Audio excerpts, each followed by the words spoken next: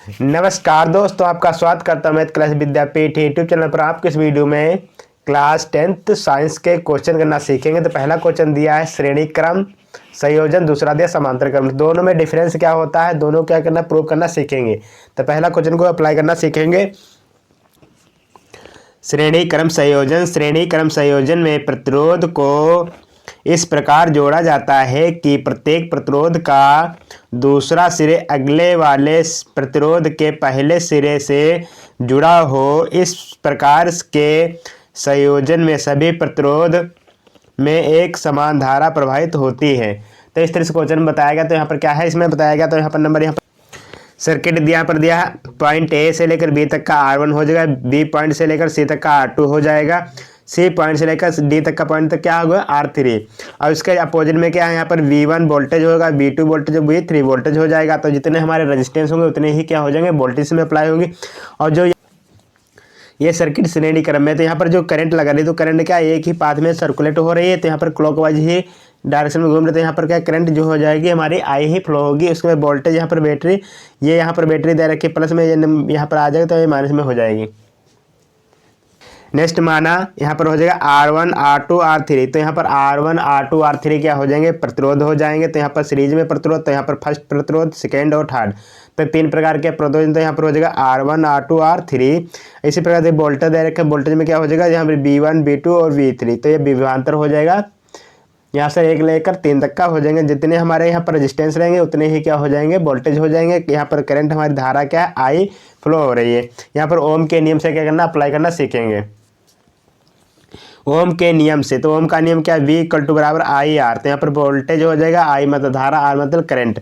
तो इसके नियम से क्या करेंगे, इसको सॉल्व किया। तो यहाँ पर V1 = बराबर हो जाएगा IR1, समीकरण 1 हो जाएगी। V2 बराबर IR2, समीकरण नंबर हो जाएगी 2। V3 बराबर हो जाएगा IR3, तो समीकरण नंबर हो जाएंगे आपके 3। और उसके बाद नंबर क्या दिया यहाँ पर अगले V बराबर V1 + V2 + V3, समीकरण हो जाएगा 4। उसके बाद यहाँ B बराबर हो जाएगा IR, समीकरण नंबर हो जाएगा 5th। समीकरण 5 का मान समीकरण 4 में रखने पर इसका सॉल्व करें। तो यहाँ पर इसका क्या मान रखेंगे, इसका जो यहाँ पर मान हो जाएगा, तो B = बराबर IR बराबर V1 + V2 + V3।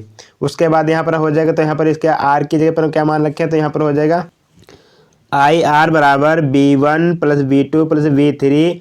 उसके बाद IR लिखेंगे, यहाँ पर IR हो जाएगा, तो यहाँ पर IR1 + IR2 + IR3। तो यहाँ पर कॉमन करेंगे I को, यहाँ भी कॉमन हमारी I हो जाए, तो I कैंसिल आउट हो जाएगा। तो R बराबर हो जाएगा R1 + R2 + R3। उसके बाद यहाँ पर नोट यहाँ पर देखेंगे आप लोग, तो यहाँ पर ये मात्रक, तो यहाँ पर धारा का I बराबर नंबर होता है, धारा का मात्रक होता है एम्पियर, B का मतलब होता है विभवांतर, यहाँ इसका मात्रक वोल्ट होता है, R मतलब होता है प्रतिरोध, इसका मात्रक ओम होता है। तो इस तरह से श्रेणी क्रम के प्रूविंग सॉल्व हो जाएगी।